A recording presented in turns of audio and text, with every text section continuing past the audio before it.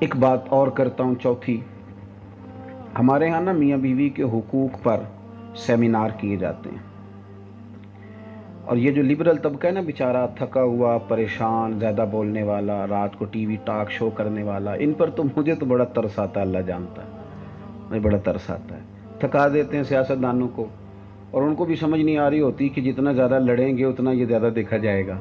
وہ بھی بس ٹھیک ہے، دیوانے ہوئے ہوئے، یہ بھی کام چل رہا ہے، بڑا خوفناک منظر ہوتا ہے۔ تو یہ لوگ ہی نا پھر سیمینار کرتے ہیں، وہ جی فلانے حقوق پہ آج ہم نے عورتوں کے حقوق پہ بات کرنی۔ آپ نے کیا عورتوں کے حقوق پہ بات کرنی ہے جنہوں نے کبھی عورت کو حق دیا ہی نہیں، جن کو پتہ ہی نہیں کہ اسلام عورت کو حق دیتا ہے، وہ جو اسلام وہ والا حق دیتا ہے جو عورت کو ساتھ عزت بھی دیتا ہے۔ تم نے تو اسے سرے بازار لا کے کھڑا کر دیا، رسوا کر دیا، تم حق دو گے عورت کو؟ اور تمہیں کیا پتا؟ اور بیچاری بیویاں بھی، وہ بھی پریشان ہو جاتی ہیں کہ ہاں یہ وقتی طور پہ کیا تو ٹھیک رہا ہے، لیکن حقیقت سے آگاہ نہیں ہوتی۔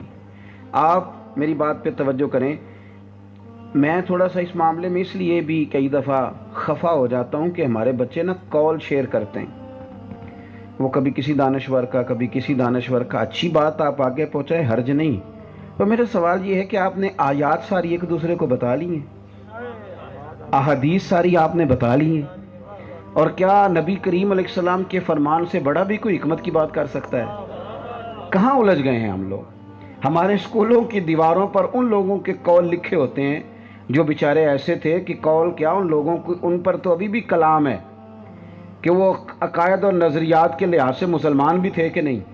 کیا کیا جائے؟ چل رہا ہے جو جدھر میاں بیوی کے حقوق کا مسئلہ اتنا زیادہ گمبھیر ہے کہ گھر میں سارا کچھ ہونا، صرف میاں بیوی کا آپس میں پیار نہ ہو تو گھر کوئی نہیں چلتا، کام ہی نہیں چلتا۔ ساری دولت، سارا سرمایہ، اگر یہ آپس میں اختلاف ہے، بچے بیچارے پوچھتے ہیں کہ جانا کدھر ہے، ابا اماں لڑ رہے ہیں، ابا کی طرف جائیں اماں کی طرف جائیں، وہ ڈسٹرب ہے۔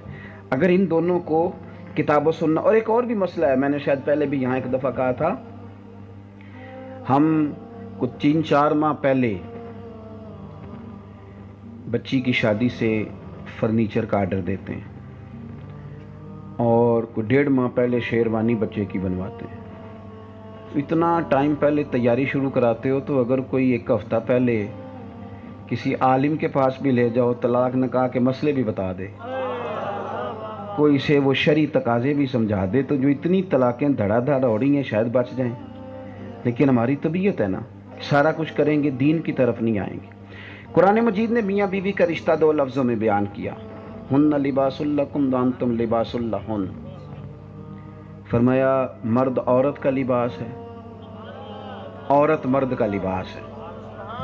آپ ڈھونڈ لیں، جہاں مرضی جائیں، جتنے مرضی سیمینار کر لیں، اس سے بڑی بات آپ کو مل سکتی نہیں، نہ پہلے تھی نہ اس کے بعد کبھی۔ یہ ایک دوسرے کا لباس ہیں۔ لباس پتہ کیا کرتا ہے؟ گرمی سے بچاتا ہے، سردی سے بچاتا ہے۔ یہ لباس کیا کرتا ہے؟ یہ انسان کی زینت ہوتا ہے، لباس سے انسان خوبصورت لگتا ہے۔ یہ لباس کیا کرتا ہے؟ عیب چھپاتا ہے۔ آپ کے جسم پہ جو دھبے ہوتے ہیں اس کی وجہ سے چھپ جاتے ہیں۔ کیا رشتے کو نام دیا میرے رب کریم نے؟ فرمایا بیوی میں عیب ہوں گے تو مرد چھپا لے گا، وہاں ہوں گے تو یہ چھپا لے گی۔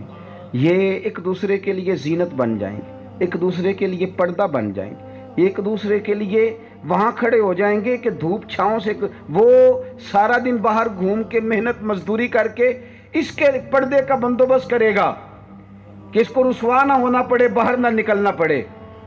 اور یہ پتہ ہے کتنی بڑی بات کی رسول کریم نے؟ حضور نے فرمایا جس نے نکاح کر لیا اس نے ایمان محفوظ کر لیا۔ اتنا بڑا درجہ اس خاتون کو دیا کہ تو گھر آئی ہے تو ایمان کے محفوظ ہونے کا ذریعہ بنی۔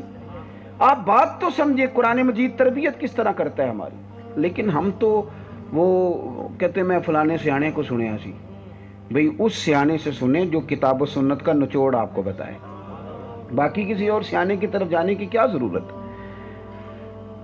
ایک بات آخر میں اور آپ سے بڑے درد مندانہ انداز میں عرض کرنی ہے، قرآن مجید نے نا علم کو سپورٹ کیا ہے، اور قرآن مجید نے جہالت کو اندھیرا کہا ہے۔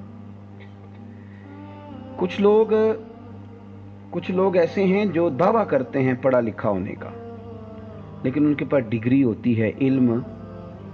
اعلیٰ حضرت بریلوی سے کسی نے پوچھا تھا عالم کے لیے سند ضروری ہے؟ فرمایا نہیں، عالم کے لیے علم ضروری ہے۔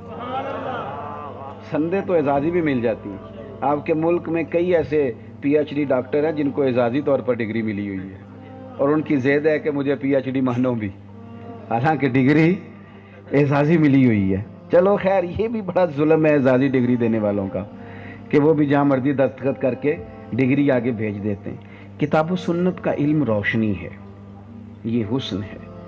یہ جو علم ہے نا، یہ آپ کی آنکھ کھولتا ہے۔ آپ جیسے جیسے کتاب و سنت کو پڑھتے ہیں، اللہ تعالیٰ آپ کے ذہن کو وسعت عطا کرتا ہے۔ علماء کی بیش بہا تنخواہیں نہیں ہوتی، ہمارے مدارس کے اندر کوئی زیادہ سہولیات نہیں ہوتی۔ چلیں علماء سے معذرت کے ساتھ، اس کے باوجود سب سے زیادہ اختلاف رائے یہاں ہوتا ہے، سب سے زیادہ تحقیق بھی یہاں ہوتی ہے، دلائل سے سب سے زیادہ بات کی جاتی ہے، اور زبردست انداز میں مطالعہ، دینی لوگ لکھتے ہیں، کلام کرتے ہیں، تشریحات کرتے ہیں، آگے بڑھتے ہیں، ایک بڑا وسیع اللہ تبارک و تعالیٰ نے انہیں دیا ہوتا ہے بات کرنے کا، سمجھنے کا سلیقہ۔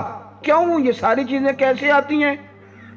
جیسے جیسے انسان علم دین پڑھتا جاتا ہے نا، معرفت الہی اس کی بڑھتی ہے۔ ایک وقت وہ آتا ہے کہ قرآن مجید کہتا ہے انما یخشی اللہ من عبادہ العلماء، پھر جو عالم ہوتا ہے وہ رب سے ڈرنے لگتا ہے۔ میں اکثر کہتا ہوں کہ عالم دین پیر بھی ہونا تو اس کی کرامتیں زیادہ نہیں ہوتی، جاہل پیر آپ کو ملے گا تو اس کی بڑی کرامتیں ہوں گی، اس کی پھوکوں میں اثر زیادہ ہوگا بظاہر۔ عالم کی کرامتیں کیوں تھوڑی ہوتی ہیں؟ وہ اس لیے تھوڑی ہوتی ہیں کہ وہ عالم ہے، اس نے کوئی بات بھی کہیں کرنی ہے تو ذرا ڈر کے، کیونکہ علم خشیت پیدا کرتا ہے۔ جو رب کو زیادہ جانے وہ رب سے زیادہ ڈرتا ہے۔ اللہ کے پیارے رسول صلی اللہ علیہ وسلم کا فرمان ہے، حضور فرماتے ہیں میں تم سب سے بڑھ کر اللہ کو جانتا ہوں، اور میں تم سب سے بڑھ کر اپنے رب سے ڈرتا ہوں۔ جب بندے کو علم آ جاتا ہے نا، علم، تو اس میں خشیت پیدا ہوتی ہے۔ علم عاجزی سکھاتا ہے، علم انسان کو اپنی شناخت دیتا ہے، شناخت انسان کو اپنے اوپر غور کرنے کا موقع دیتا ہے۔ کسی جگہ بھی بندہ کسی کو حقیر نہیں سمجھتا، چھوٹا نہیں جانتا، اس کے اندر احساسات پیدا ہوتے ہیں، اس کے تصورات عروج پکڑتے ہیں۔ کتاب و سنت کا علم آپ کی ذہن سازی کرتا ہے، آپ کو کسی موٹیویشنل سپیکر کے پاس جانے کی ضرورت نہیں پڑتی، یہ آپ کی فکری ذہنی تربیت کر دیتا ہے۔ آپ مجھے بتائیں، کبھی ایسا ہوا ہے کہ آپ نے سنا ہو کہ وہ رکشے والے بھی ہمارے یہاں احتجاج کرتے ہیں؟ رکشے والے بھی کہتے ہیں آج رکشہ نہیں چلانا، پہلے ہماری ڈیمانڈ مان دو۔ کبھی آپ نے سنا ہو کہ آج جمعہ نہیں ہوگا، مولویوں نے احتجاج کر دیا ہے؟ کیوں؟ اور بھائی یہ بھی آپ دیکھ رہے تھے، حفظ کیا بچوں نے۔ میں آپ کو ذاتی طور پر ایسے مدارس بتا سکتا ہوں کہ جہاں شاید کسی تھوڑے سے بھی مڈل کلاس بندے کو کہا جائے جہاں آ کے سو جاؤ تو وہ سو نہ سکے، گنجائش ایسی نہیں ہے۔ میں آج دوپہر میں بھی کہہ رہا تھا کہ اب آپ یہ نہ کہیں کہ میں بڑا نیک آدمی مدرسے کا کھانا نہیں کھاتا، بلکہ آپ تقوی کا معیار بدل لیں، روٹی کھایا ہی وہ کریں جو مدرسے میں پکتی ہے، کمیٹی کا صدر وہ والی کھائے، اسے پتہ چلے بچے بیچارے کیا کھاتے ہیں، یہ والا تقوی آپ بنا لیں۔ آپ اتنی، اور بہت سارے ہمارے مدارس ایسے بھی ہیں، حضرت مفتی صاحب بڑی ساری چیزوں سے آگاہ ہوں گے، جہاں صبح کا ناشتہ ہی نہیں طالب علموں کے لیے، گنجائش نہیں اداروں میں، نہیں ہے۔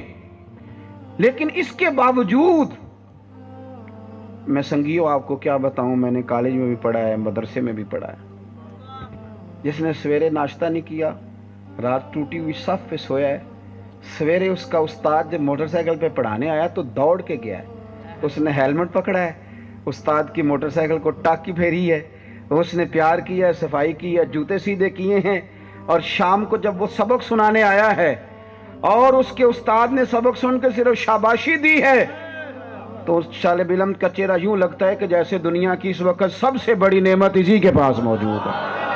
نعرہ تکبیر، نعرہ رسالت، نعرہ تحقیق، نعرہ تحقیق، اس لیے یہ جو مدارس کے طلباء ہیں، یہ تمہیں جینے کا ڈھب اور سلیقہ بتاتے ہیں۔